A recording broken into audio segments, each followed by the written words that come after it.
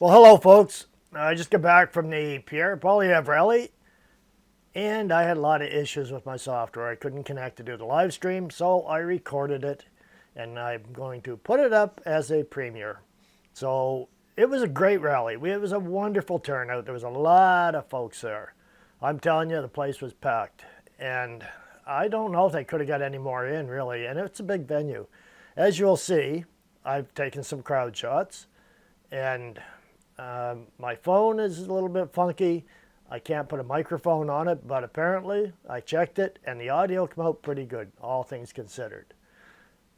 So it was a pretty rough time trying to get stuff set up. So anyways, I did a workaround with the recording and a premiere, so we can still get the chat in there, right? Okay, here we go. Pierre Pollievre in Fredericton, New Brunswick. What a time, I'm telling you, what a time. She's a dedicated advocate against human trafficking and a staunch supporter of women's empowerment. Born in Venezuela and raised in Montreal, Anna moved to Ottawa in 2006, where she met her future husband, Pierre Pollievre. And they married in 2017. Now, an active member of the conservative movement, she is the driving force behind the conservative merch. Many of you are wearing it tonight. That's her efforts. And she's, of course, Pierre's #1 supporter. Elle a lancé Their Stories Matter, une plateforme en ligne dédiée à donner la parole aux suivants de trafic de personnes. Anna is committed to supporting women and elevating them through her online magazine, Pretty and Smart Co., and her Lead Her Forward initiative, which seeks to pay it forward by inspiring, connecting, and elevating women. But she will tell you that her greatest accomplishments and most important roles are being a supportive wife and the proud mother of Valentina and Cruz.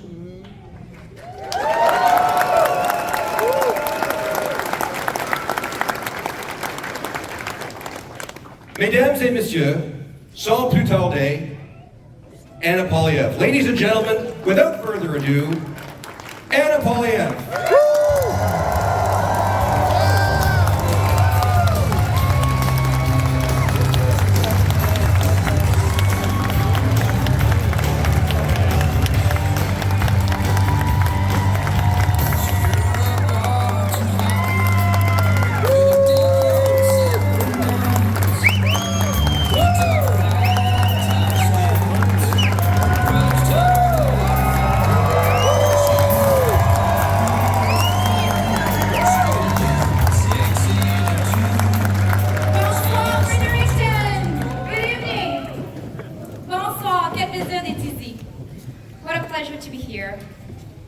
Donc, Canada, nous y voilà. Nous nous retrouvons dans un moment crucial où nous devons décider si nous allons élire pour un 4e mandat un gouvernement qui a affaibli notre économie, qui nous a laissés avec une énorme criminalité, qui nous a laissés avec des maisons qui nous sont non abordables et qui nous a laissés vulnérables face aux menaces de Donald Trump, ou si nous allons élire un gouvernement conservateur pour mettre le Canada d'abord. So Canada, here we are in a crucial time where we must decide whether we're going to elect for a 4th time a government that has weakened our economy, left us with unaffordable housing and food, rampant crime, and vulnerable in the face of threats of Donald Trump. Or are we going to elect a conservative government who's going to put Canada first for change?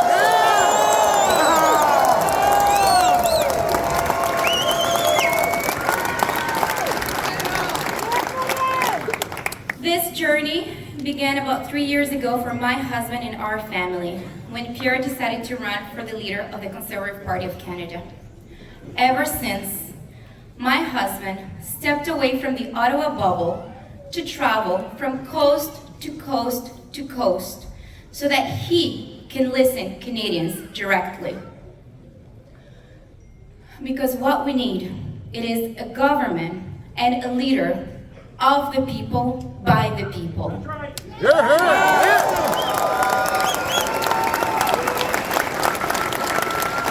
Leadership is not born from the boardroom of the elite. Leadership is not born because of fancy titles and degrees. Leadership is born from the true love of our country, our true north, strong and free.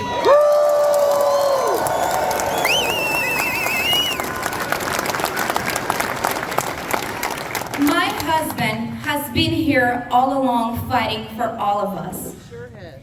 Meanwhile, Mr. Carney has been abroad, and he has been looking down on this work.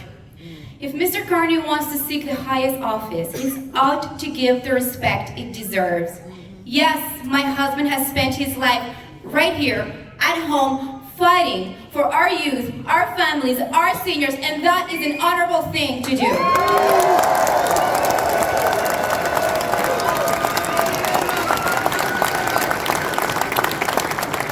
So when Mr. Carney says that my husband doesn't know how the world works, well, I'll tell you what, he knows how Canada works, and he's going to make it work for all of us.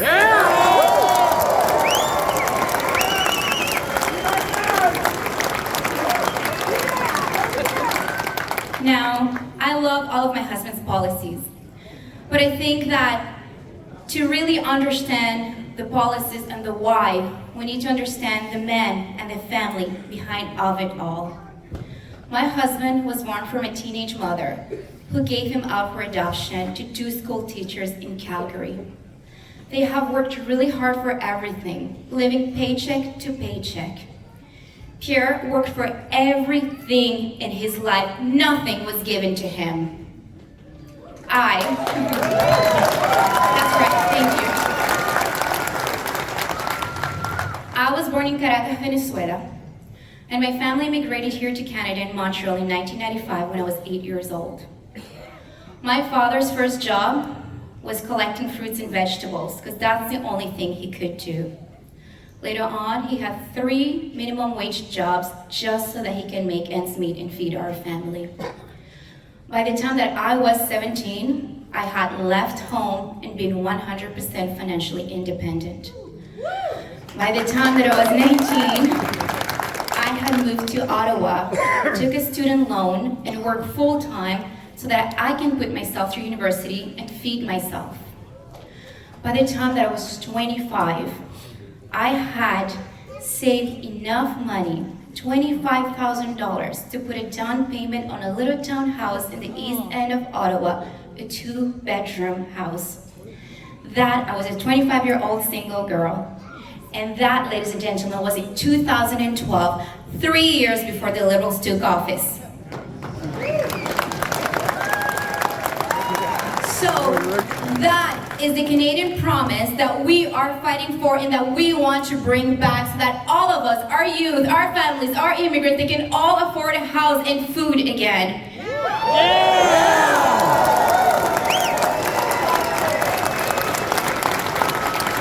It shouldn't be this way in Canada. But ladies and gentlemen, there is hope on the way. My family is standing united, and we're here together in this fight with you, and we need you with us. So, ladies and gentlemen, that is why it is my pleasure to share with you my husband, the next Prime Minister of Canada, Pierre Pollievre.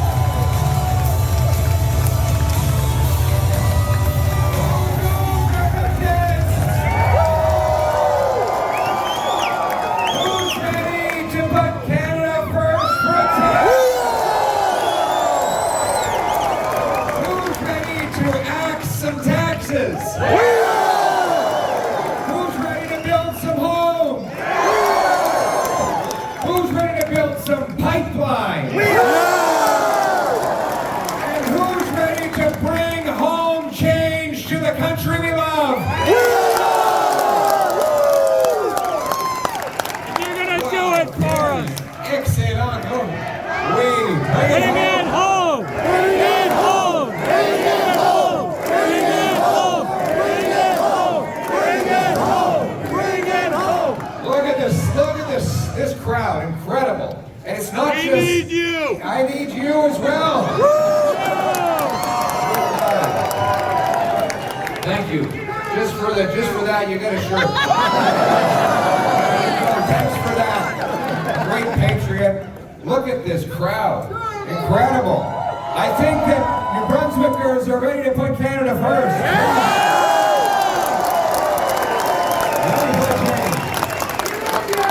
Thank you. I love you too. It's not just the quantity of people, it's the quality. Look at these. Very good-looking crowd, patriotic, strong, optimistic. Look at those smiles. People feel hopeful again. They see hope on the horizon. They want to bring home the promise of this country. La promesse du Canada, que chacun qui travaille fort faudrait avoir une belle vie dans une belle maison, dans une communauté sécuritaire, protégée par des braves soldats sous notre fier drapeau canadien. That is the Canadian promise, that anyone who works hard can have a great life in a beautiful house on a safe street, protected by brave troops under a proud flag. That's what it means to put Canada first.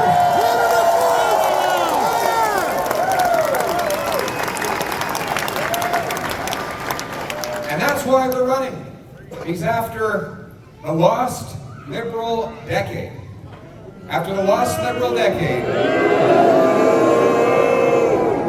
here's the question.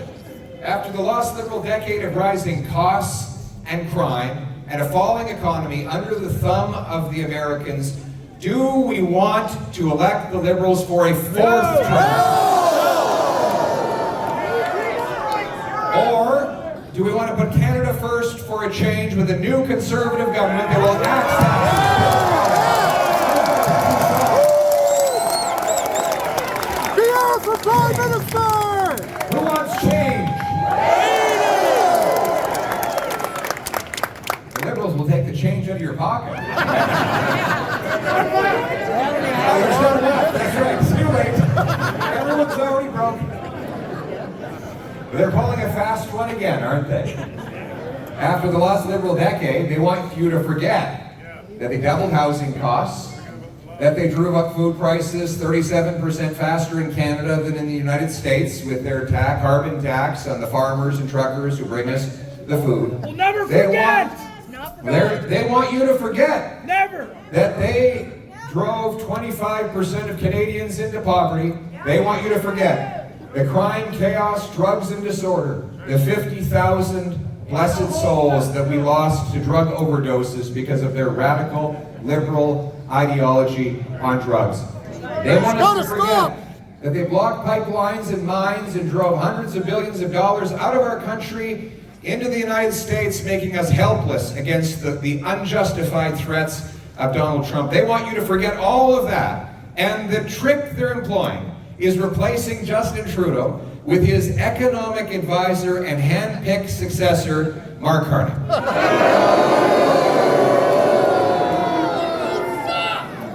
It is, as Atlantic Canadians will tell you, it might be a new face at the helm, but it's the same ship, the same Liberal ship, the same Liberal crew, the same broken down Liberal boat, the same sinking ship that's going straight down. That is not change, my friends. That is more of the disastrous status quo that Canadians want to leave behind.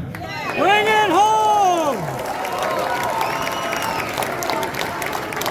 It's the same Liberal ministers, same Liberal MPs, same Liberal promises, same Liberal results if you elect them for a fourth Liberal term. The only difference is that they now have an even weaker and more compromised leader than they had before.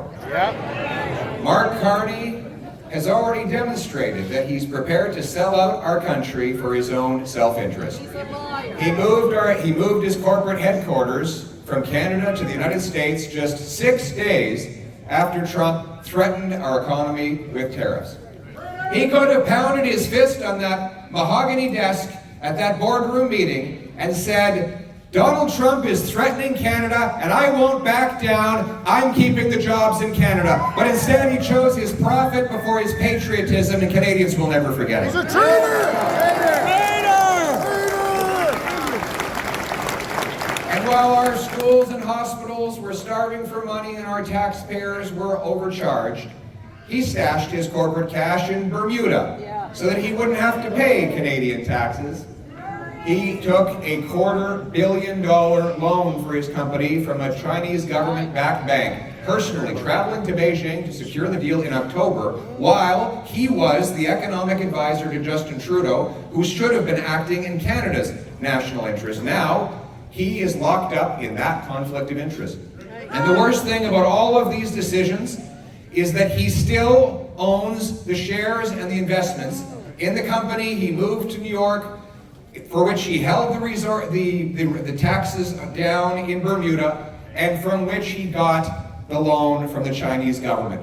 All of these foreign interests will be pulling his strings. My friends, this is not a way to change from the lost Liberal decade. Mark Carney will make it even worse. And just today, we saw evidence of that. Did you hear the story of this Liberal MP? Incredible. The Chinese government puts out a bounty on the head of a Canadian citizen because he criticized China. And the Liberal candidate in the same riding as this Conservative candidate said that that people should turn him over to the Chinese government to send him back to China where he could be killed. On a bounty. Where's the bounty? Mark Carney was asked what he thought, and he said he would keep that Liberal candidate in place. When you owe the Chinese government $250 million, it's pretty hard to stand up for Canada, isn't it? Nothing to see here. The question, as we face the threats of trade tariffs from Trump, if Mark Carney will not stand up for a Canadian citizen whose life is threatened by a hostile foreign regime, will he ever stand up for Canada against the Americans? Of course not. But he is weak, out of touch, and compromised. But he will never put Canada first. And that's why the choice in this election is very clear. Do you want a weak and compromised Liberal to carry on with a fourth Liberal term of driving costs and crime up and driving our country down? Or are you ready for a change with a Canada First Conservative government?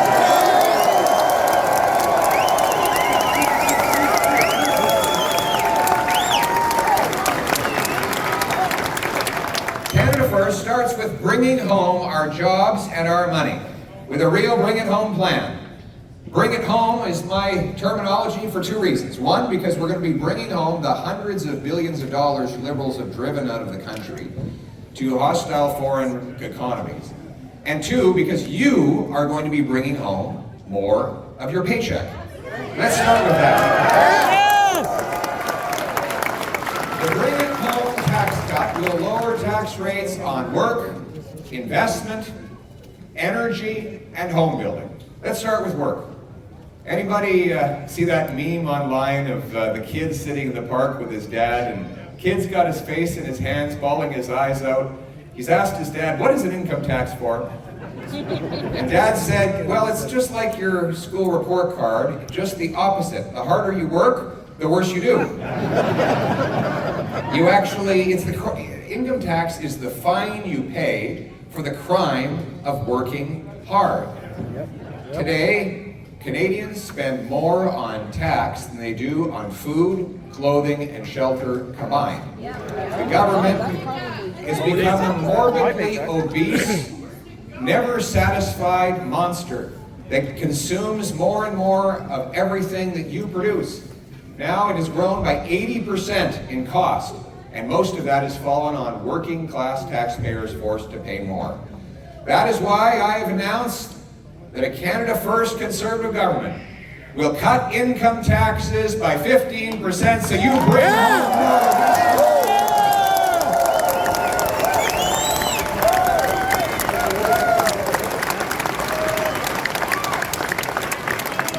We will cut taxes on investment. Investment is what it takes to make things move. Capital goes where capital grows. So in Canada today, in an hour of work, we produce about 52 American dollars of GDP. In the States, they produce 80 American dollars per hour worked. That means they can work about a third less and make just as much as us. Why is that? We have better workers, harder workers. Yeah. Well, why are we making less money? The answer is we have less tools and technology. You take the total investment in our economy, divide it by the total number of workers, it works out to about $15,000 US. In the States, it's $28,000. So you have two workers side by side. Let's say they both shovel snow. One guy on the Canadian side, he's got a small little hand shovel. On the American side, he starts with the same shovel. But the next year, the American gets a much bigger shovel. And the Canadian guy still has a small one. And on the American side, the next year, he gets a big snowblower.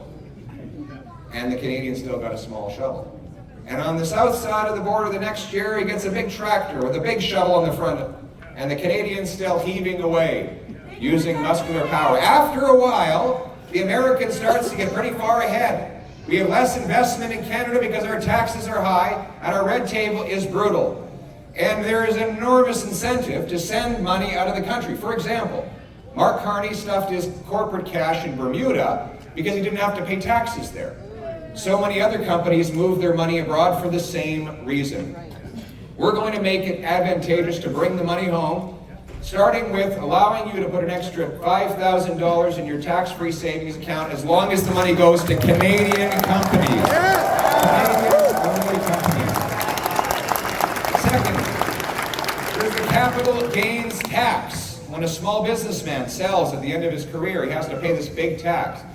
Or if you imagine a factory, a manufacturing company has some vacant land, they want to sell it to a home builder who will build homes with it. But as soon as they sell the land, they have to pay the tax, meaning they don't go ahead with the sale. So there's no transaction, there's no homes built, and there's no money for the factory to invest in a new assembly line or a CNC machine.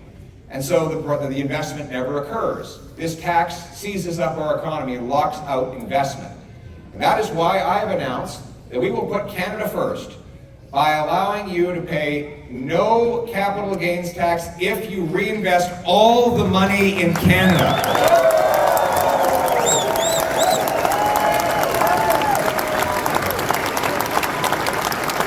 Now, you take the money out of Canada, you pay the capital gains tax. You want to go buy a boat and sit on the lake? Well, nothing wrong with that, but you have to pay the tax. But if instead you sell your investment but reinvest it in Canadian home building, Canadian factories, a Canadian company that builds pipelines, digs mines, and creates jobs in this country, then you will be able to do it tax-free. We will also encourage the companies that have shipped their money abroad to bring it home. This will be like rocket fuel that will launch our economy above the Americans.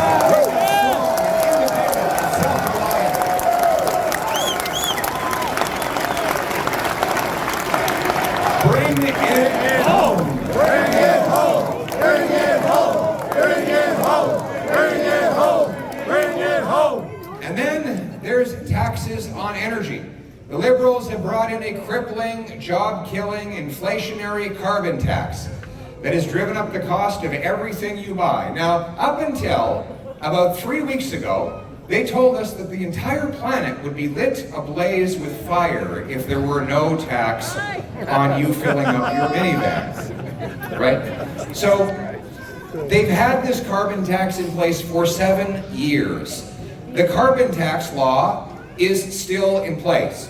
But tomorrow, the Liberals are going to hide the carbon tax from the gas pump until the election is over. They Mr. Carney, Canadians are not stupid. They know exactly what you're doing. How convenient. You're hiding the tax until after the election.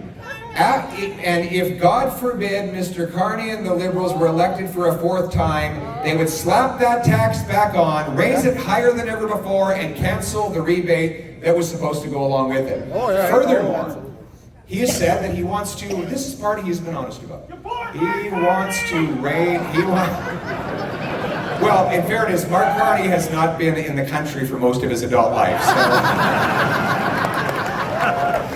he had 3 passports up until recently. But he's admitted that he wants to bring in a much bigger industrial carbon tax on steel, on lumber, on aluminum, on fertilizer, on all the other industrial products that we need to survive as a modern civilization. But he doesn't think you're smart enough to know that it will all be passed on to you in lower wages and higher prices. And this is some area where he's got a lot in common with Donald Trump. Both want to tax Canadian industry. Trump wants to do it with tariffs, Carney wants to do it with a carbon tax. You know, we're talking about fighting Trump on tariffs, and I agree with that.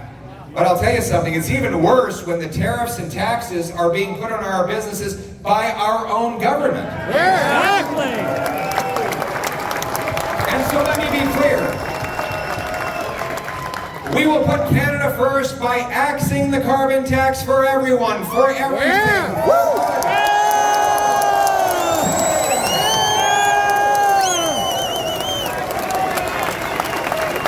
Who's going to axe the tax?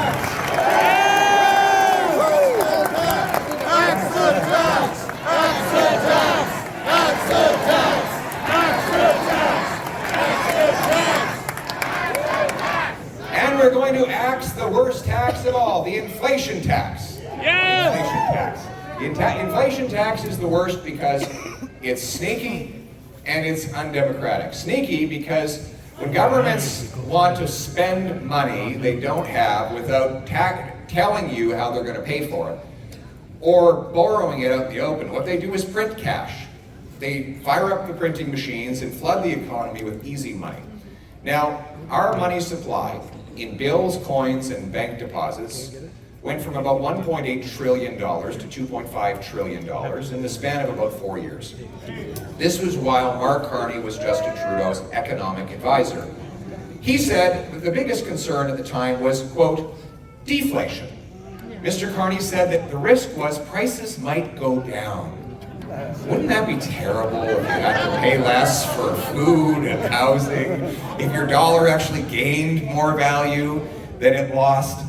And so he said, let's print money like crazy, and it will be like magical wealth that fell from the sky. Well, for those who get their hands on that money first, the bureaucracy, the bankers, the financial insiders, it is like money from the sky. They get to spend and invest it before it loses its value. But the problem is that when the value is gone, everyone else has to pay more for what's left. It's like if you have an economy with 10 apples and $10. It's $1 an apple. But if you double the number of dollars to 20, and you still only have 10 apples, you're not twice as rich. It's just that each apple now costs twice as much. Inflation is too many dollars chasing too few goods. That is inflation. How do you like them apples? See what you did there. So it's the second reason that it is it's the worst tax is because it's undemocratic. We have a principle in our system 800 years old, going right back to the fields of Runnymede in England when they signed the Magna Carta, the Great Charter, which is there shall be no taxation without the representation of the people paying it. They have to vote for it. But there is no vote in the House of Commons on the inflation tax. It's done in shady back rooms by insiders and bankers, and everyone else pays the price with no accountability. They assume that it's the local grocer who raised the food prices, or the local gas station who raised the price at the pump, when in fact it's actually the government that caused all of it. And the third reason it's the worst tax is because it takes money from the working people's paychecks and gives it in inflated asset values to the billionaires and millionaires. It's a transfer of wealth from the have-nots to the have-yots. And that is the war on the working class that we have seen during the lost Liberal decade. Now, the money printing and the inflation is simply the symptom. The disease is overspending. Government that has grown beyond our means, spending on things we do not need and did not ask for. As a result, conservatives will cut bureaucracy, consultants, handouts to corporate insiders, foreign aid, and other waste to bring down the deficit and bring down inflation.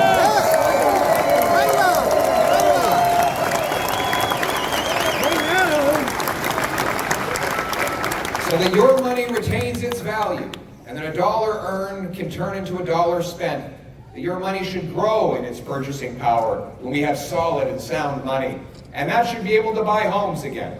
After the lost Liberal decade, housing costs have literally doubled. And today, Mark Carney doubled down on Justin Trudeau's housing policy. He announced that the solution to the Liberal housing crisis is to create a $35 billion bureaucracy in Ottawa. Have you ever seen bureaucrats building homes? They've already spent $80 billion on their so-called affordable housing programs, which have doubled the cost of housing. Whenever I ask them about why housing has got so expensive under them, they say, don't worry, we've created really expensive programs to pay for it. So now you're paying more to buy a home and paying more taxes for the programs that drive up the cost. Carney's a slumlord. He is actually, and of course, Brookfield, Carney's company, in which he's still invested, has abused the tenants, leaving them and living in miserable conditions and doing false rent evictions to kick them out on the street. A man who profits off the housing crisis will never fix the housing crisis. Good point. There you go. She's a very smart lady. A very smart lady over there indeed. And so the solution, the reason why is housing costs so expensive in Canada? We have the land, the labor, the lumber. It should be dirt cheap because we have the most dirt to build on. Yes. But yet, our housing has gone up faster than in any other G7 country during the lost Liberal decade. In fact, Toronto and Vancouver are now the most expensive markets in anywhere in North America. Canada's housing costs have outstripped incomes more than in any other OECD country over the last lost Liberal decade. And what's driving them up? It's government bureaucracy.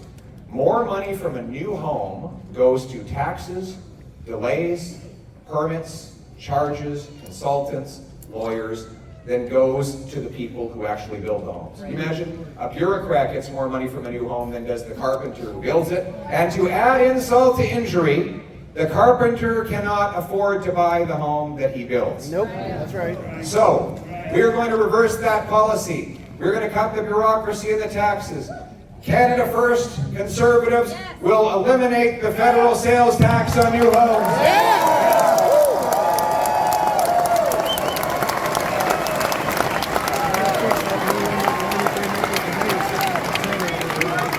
We will incentivize municipalities to speed up permits, free up land, and cut development charges to build 15% more homes per year.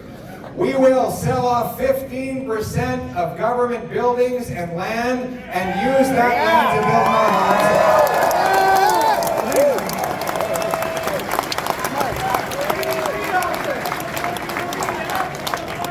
homes. We're going to cut the bureaucracy to build the homes. And you know what it takes to build the homes? Boots, not suits. Do we have any tradesmen in the house? The people who build stuff, fix stuff, move stuff, and make stuff. What's your trade? Right on, a plumber. You ever give it up for a plumber?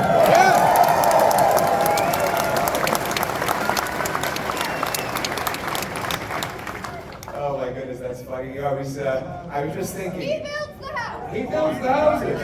You're a home builder back there. What's your trade? A carpenter. Yeah. I love the carpenters. We got another carpenter back there. And today I was honored to be the first Conservative leader, maybe in history, to receive the support of the Atlantic Canadian Carpenters Union.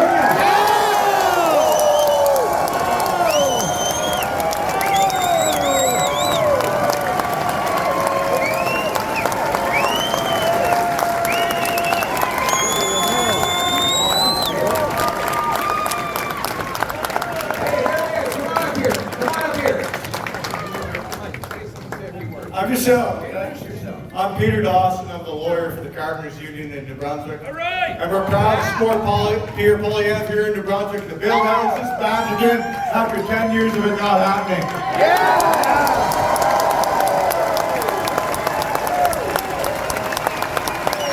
Boots not suits! Boots not suits! Boots not suits! Boots not suits! Boots not suits! Boots not suits! And behind the slogan is a real plan. Here's our plan. We're going to restore the $4,000 apprenticeship grant to give our kids the boots.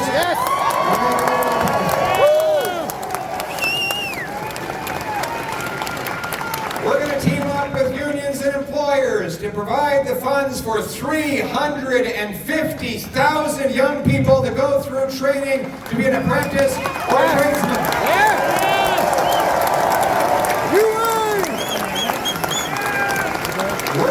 We're going to harmonize the health and safety rules across the country so that our tradespeople don't have to take an unpaid 4-day course every time they go from one province to another. A Canadian should be able to work anywhere.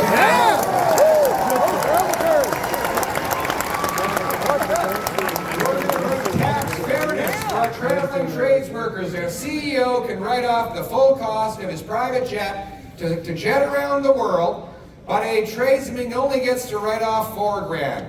I'm sorry, but if you're a tradesman and you're going back and forth to Fort Mac 20 times a year, $4,000 just ain't gonna cut it. That is why we will remove the cap entirely and allow our tradesmen to write off the full cost of food.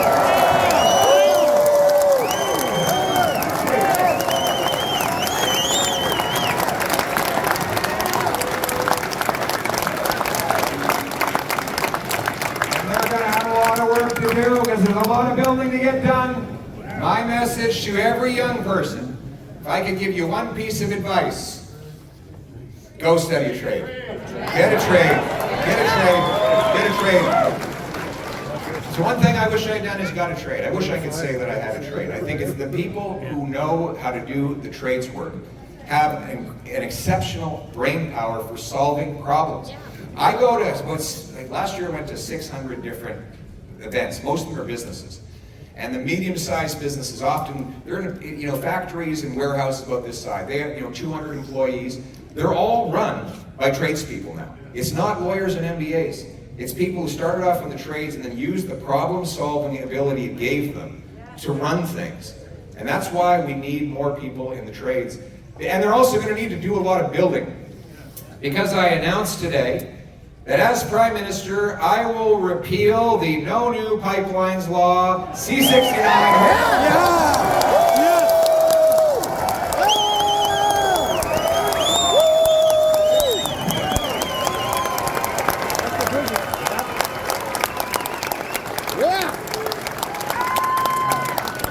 Bring on the natural gas! Absolutely. Choice. This is after the lost Liberal decade. They killed the Energy East pipeline.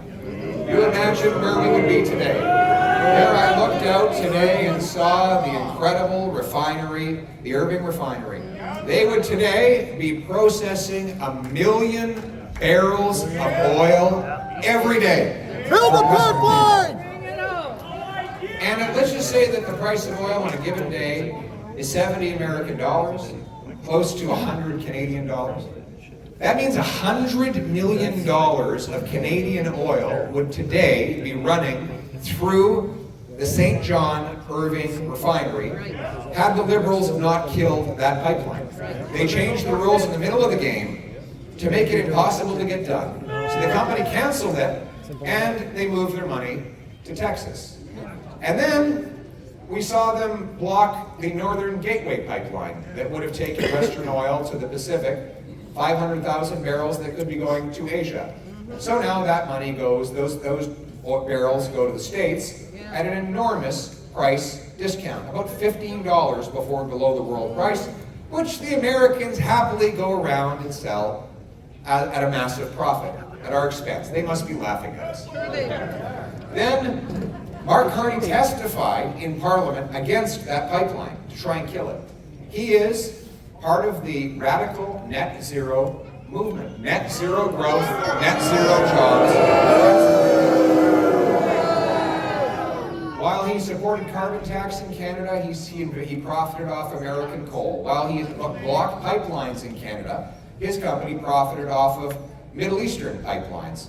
He didn't want competition for his business, and guess what? He still owns that business, so he'll have a vested profit motive in blocking Canadian energy to make his foreign interests more profitable. He has the same radical, loony left members of his cabinet as Justin Trudeau. Stephen Guilbeault, you ever heard of him?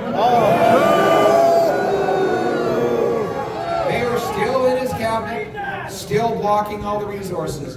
They still have in law C-69, the No New Pipelines bill.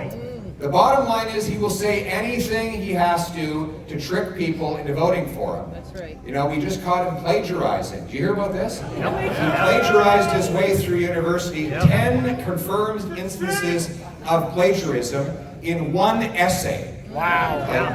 And now he expects you to believe him on the eve of the election that he's had some kind of epiphany on energy. My friends, the choice is this.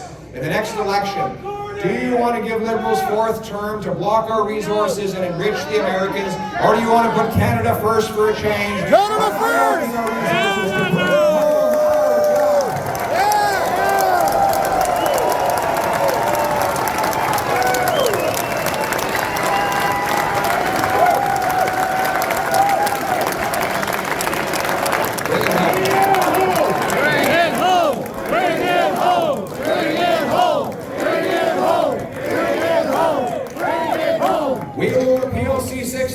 To build Canadian pipelines with Canadian steel, to bring Canadian energy to Canadian refineries. We will back a national energy corridor, a pre-approved zone from western to eastern Canada, so that our companies can take our resources from the west to the east and off to the world to turn dollars for dictators into paychecks for our people. Yeah.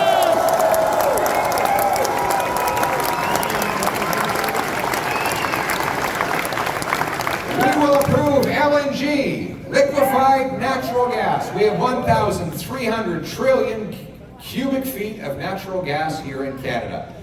Now, the Americans have built 8 liquefaction export terminals in the last 10 years. The Qataris have doubled their production. In Canada, we haven't completed a single one, even though there were 18 proposed the day Justin Trudeau took office. He says there's no business case. Mark Carney, being his economic advisor, agreed with him on that. Let me tell you about the business case. The price of natural gas, a million metric British thermal units in Europe, is $15.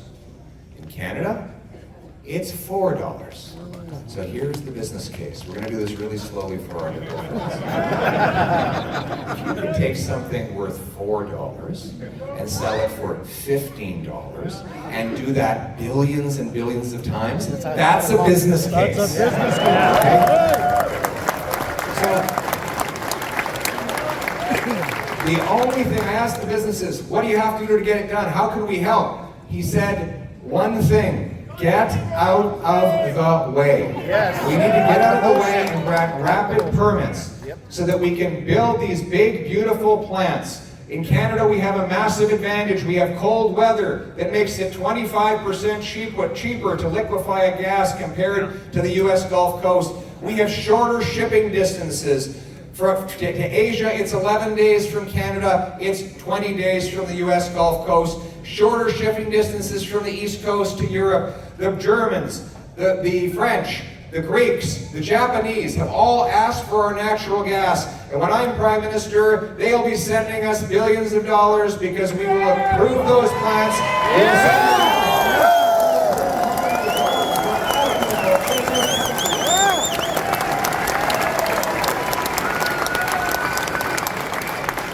We want the great blue-collar jobs, but we also want our brilliant professionals. We need more doctors and nurses in the hospital.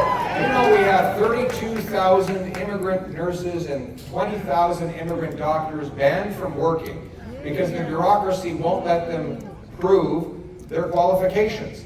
When I got my eye surgery done, the technician there, he's also a surgeon in the UAE. He flies to the UAE to do 10 days of surgery, then comes back to his family here, where we only let him work as a technician. Apparently, Emirati eyeballs are different than Canadian eyeballs. In Toronto, they say that if you have a heart attack, don't call 911, call an Uber because the driver is probably a doctor. 84% of Filipino nurses in Canada can't work as nurses, even though they're perfectly qualified. What's the solution to this?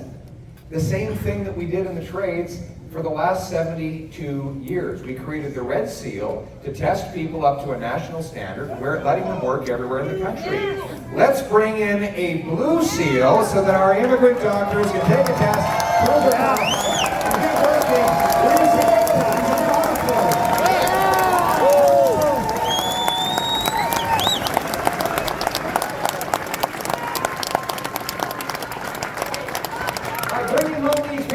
We will fortify our economy. We will make ourselves strong and self-reliant so that we can stand up to Donald Trump from a position of force and strength.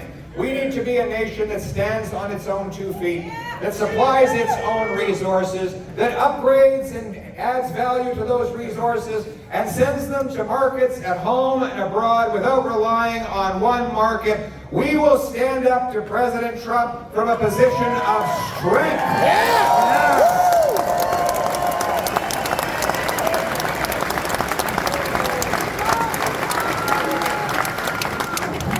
And when we're stronger abroad, we will be safer at home.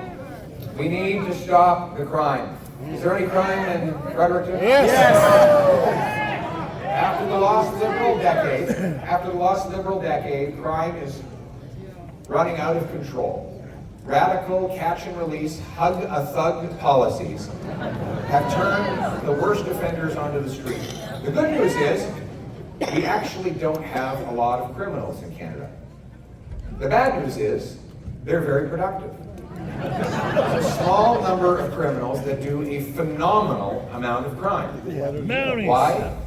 Because we let them. They go back out on the streets within literally hours of their arrest. As our friend Rob Moore worked so hard to fight against crime, we give it up for our Rob Moore.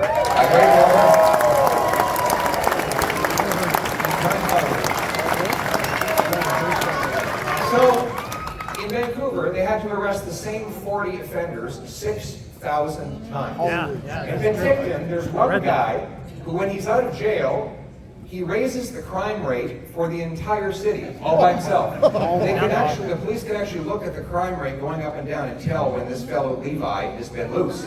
One guy. Lock him up. Well, the solution is pretty simple. We have to repeal the liberal laws that allow this to happen. C-75, which says that the judge must release the offender at the, quote, earliest opportunity under the least onerous conditions. That is why the offender continues to get out. Then there's C5, which requires the judges grant house arrest, even to the most prolific offenders. So a career car thief can serve his sentence in the comfort of his living room, watching Netflix, or playing Grand Theft Auto. And then there's C-83, which allows Paul Bernardo out of a maximum security penitentiary. These are all liberal laws, and if liberals are elected to a 4th term, they will make it even worse. They will turn loose even more criminals into our streets, while law-abiding Canadians are mercilessly targeted. The good news is it doesn't have to be this way. We will have change to put law-abiding Canadians first. We will repeal C-75 and bring in jail, not bail.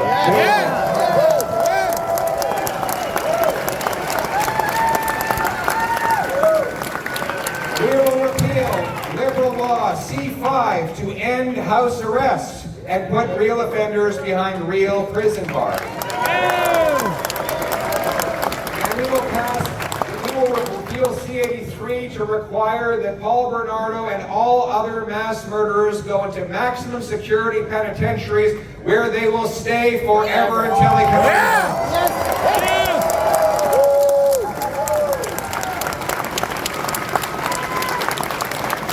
And then we will secure our borders to stop the illegal guns that are responsible for over 80% of the crime. Yes. 99% of shipping containers enter this country with no inspection.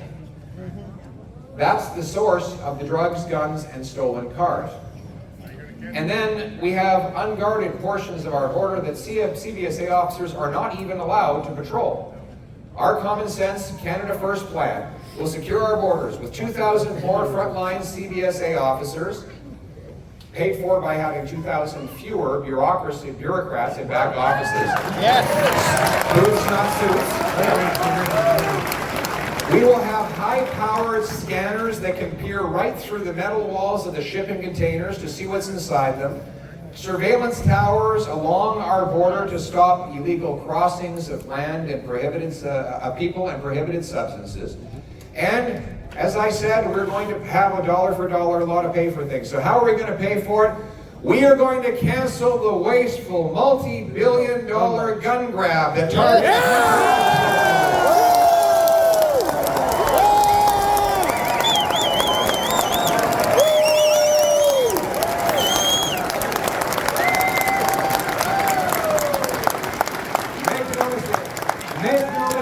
The Liberals have said it in their own words. They will ban your hunting rifle.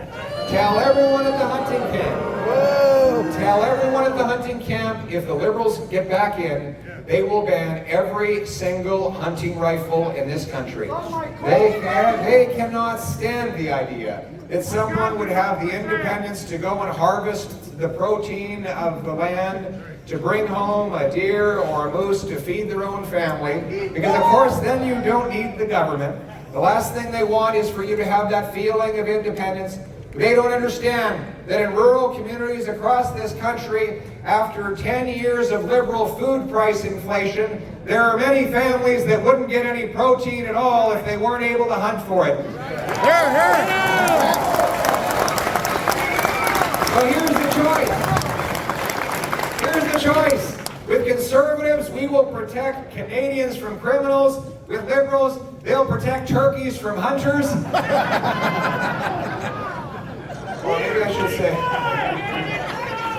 I should say that we'll protect Canadians from turkeys. But in reality, we know that it's not Grandpa Joe's hunting rifle causing the problem. It's the real criminals and gun smugglers. We will bring in life sentences for gun smugglers. Serious criminals.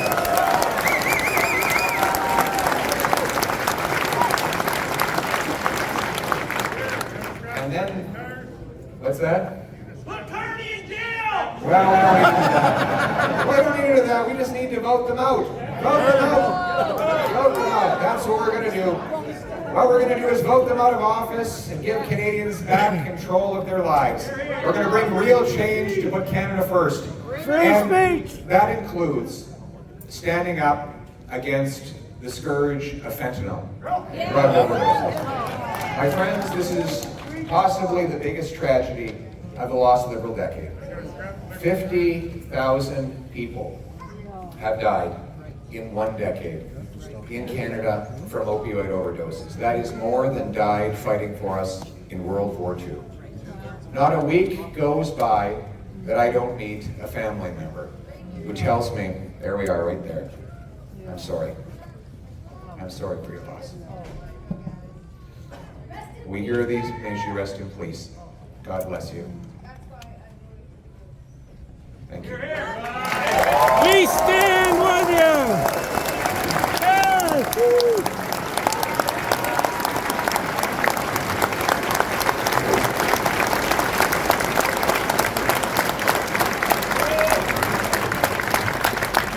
I hear these stories all the time. I got a letter from a father the other day.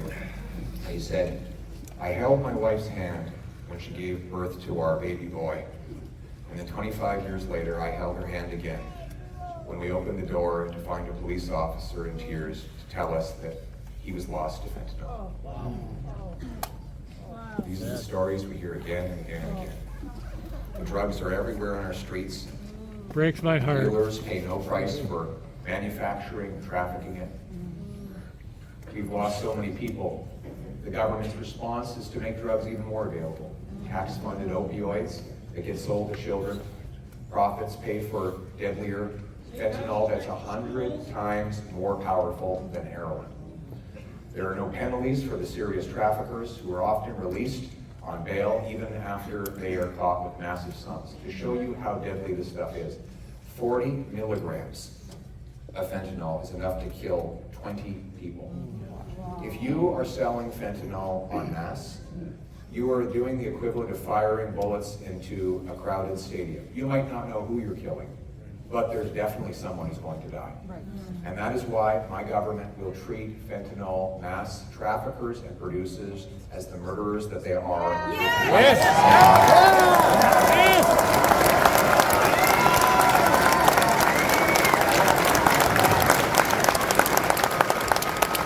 That means Trudeau's going to jail. Life sentences, and then we will secure the borders to keep the illegal drugs out. We will stop funding opioids, and instead we will put the money into treatment and recovery services to bring our loved ones home drug-free.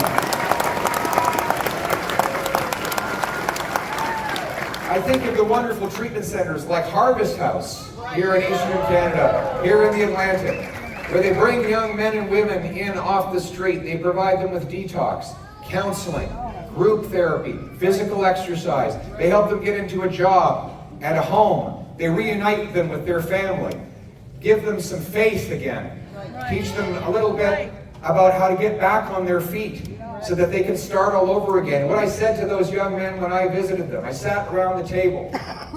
I said, I need you. I need a favor from you. I need you to get better so that you can go find the next person who's on a street corner and you can pick them up and you can bring them here and you can save their lives.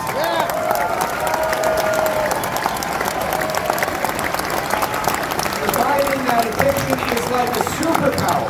You will be able to say that you've been to the bottom of the valley and you know how to climb back to the top of the mountain. So my message to anyone who is out there today suffering from addiction, hang on, have hope. Help is on the way. Yes! Yes!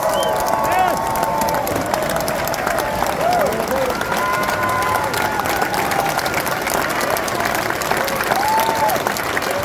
We're going to unite this country in its own defense. We're going to stand up for our seas, skies, and air. We're going to rebuild Canada's armed forces to protect us.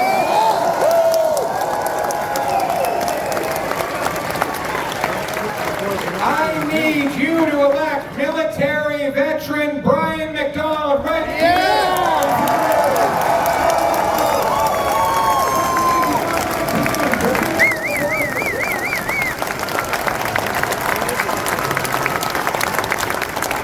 Together, we are going to fill all the vacancies in our armed forces by ramping up recruitment faster than in any peacetime in our history.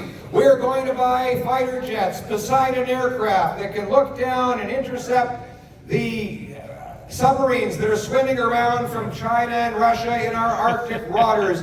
We are going to procure more and best equipment. We're going to ensure that our soldiers and veterans have the support they need. We'll buy 4 massive icebreakers to reclaim the icy Arctic waters.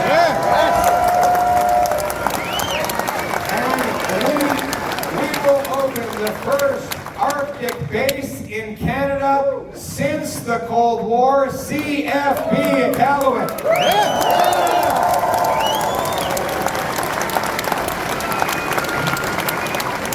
Are there any of the great men and women here in this room who serve at CFB Gagetown? Give them a round of applause.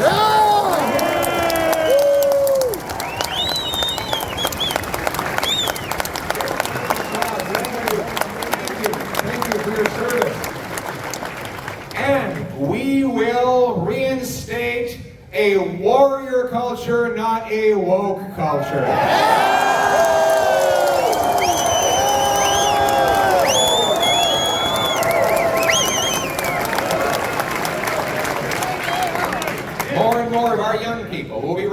to the cadets so that they can learn. We got a cadet over there. I love the cadets. Army, Navy, or Air? Air, you gonna be a pilot? No.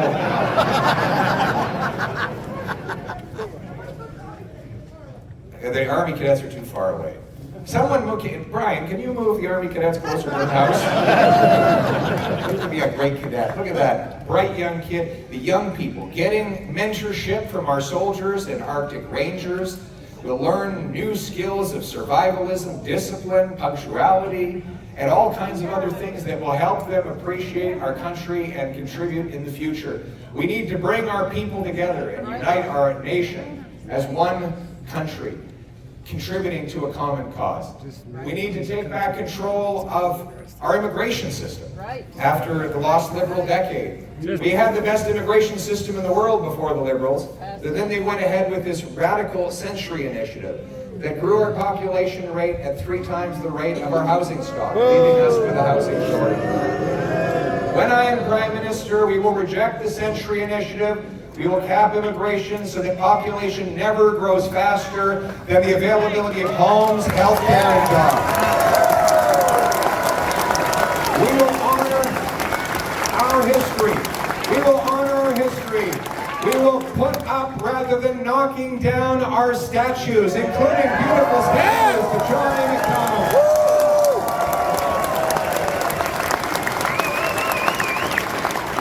We will reinstate the famous 5, Terry Fox, our soldiers, and countless little heroes to our passport.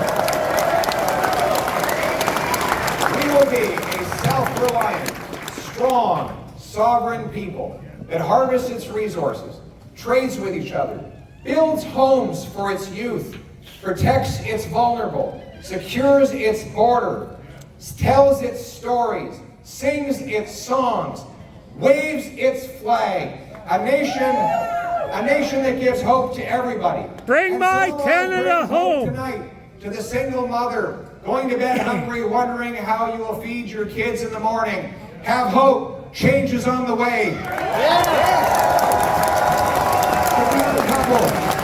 To the young couple worried about your biological clock running out before you can afford a home for kids, have hope. Change is on the way. To the military veteran who's barely able to pay his rent, our message is to you, thank you, and have hope. Change is on the way for you too. We're not a nation of tax collectors and toll masters, of bureaucrats and busybodies, of gatekeepers and grandees, rulers and rule makers. No, we are a nation of explorers and entrepreneurs, adventurers and artists, workers and warriors, pioneers and patriots. What binds us together is the Canadian promise that anyone from anywhere can achieve anything, that hard work gets you a great life in a beautiful, affordable home, on a safe street, protected by brave soldiers under our proud flag. Canada first, let's bring